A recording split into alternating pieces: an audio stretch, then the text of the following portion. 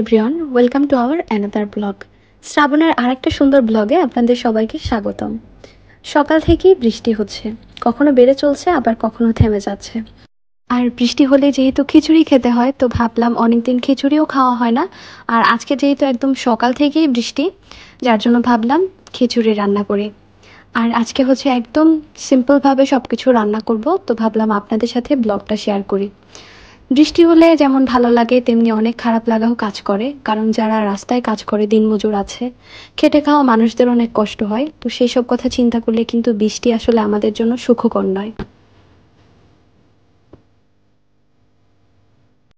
আমাদের বাসায় বেশিরভাগ সময় খিচুড়িটা মিনিকেট চাল, মানে আমরা যে চালের ভাত খাই ওইটা দিয়ে রান্না করা হয়। তো আজকে ভাবলাম অল্প কিছু পোলাওর চাল রয়ে গেছে। আর পোলাওর চালটা না বেশি দিন হয়ে গেলে কেমন ভালো লাগে না খেতে, মানে মনে হয় স্মেল থাকে না। তো আজকে পোলাও চাল দিয়ে হচ্ছে খিচুড়ি রান্না করব, সাথে মুগ ডাল, মসুর ডাল, যেটা না দিলেই নয়। তো এই তো মুগ ডালটা হচ্ছে আলাদা রেখেছি, এটা ভালোভাবে ভেজে তারপর হচ্ছে ধুয়ে তারপর একসাথে মিক্সড করে নেব, কারণ মুগ ডালটা ভেজে নিলে সুন্দর একটা স্মেল হয়। আর এই তো এখানে হচ্ছে পটল কয়েকটা ফালি করে নিয়েছি। আর এই যে দেখেন, আমি ছুরি দিয়ে সুন্দরভাবে হচ্ছে দাগ কেটে নিয়েছি, এটাতে হচ্ছে মশলাটা খুব ভালোভাবে ভেতরে ঢোকে। আর পটলটা খেতেও কিন্তু ভালো লাগে। আর সাথে হচ্ছে কয়েকটা আলু কেটে নিয়েছি গোল গোল করে, এগুলো সাদা ভাজি করব।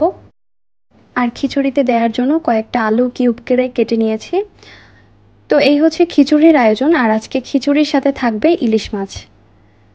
মানে ভাবাই যাচ্ছে না, এই কম্বিনেশনটা আমাদের সবার এত পছন্দ, বিশেষ করে বাঙালিদের। আজকের এই ব্লগটাতে আমি আর খিচুড়ি রান্নাটা দেখাবো না, কারণ খিচুড়ি রান্না কিন্তু আমার চ্যানেলে অলরেডি দেয়া আছে।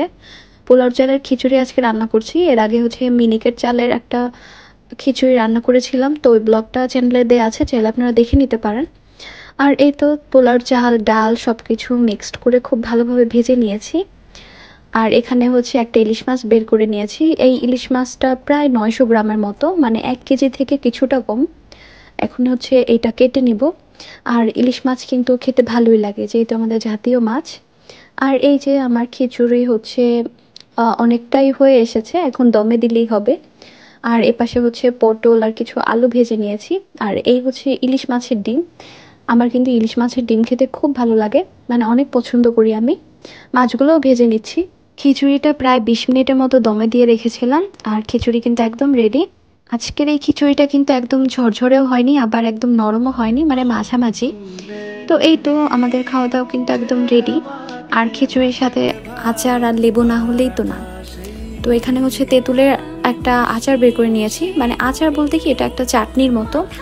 আর এই হচ্ছে ইলিশ মাছ ভাজি, ইলিশ মাছের ডিম, আলু পটল ভাজি, সব কিছু। আর এটা হচ্ছে খিচুড়ি। আর আজকে একটা মজার বিষয় হচ্ছে, খিচুড়ি ঠিকই রান্না করেছিলাম বৃষ্টি দেখে, কিন্তু পরে কিন্তু আর বৃষ্টি হয়নি, বৃষ্টি থেমে গিয়ে অনেক রোদ উঠেছে। তো এইটাই ছিল আজকে ছোট্ট একটা মিনি ব্লগ। আপনাদের কেমন লাগলো অবশ্যই কিন্তু কমেন্ট করে জানাবেন। সবাই ভালো থাকুন, সুস্থ থাকুন, জেমস অ্যান্ড লিয়াস লাইফস্টাইলের সাথেই থাকুন। Have a good day.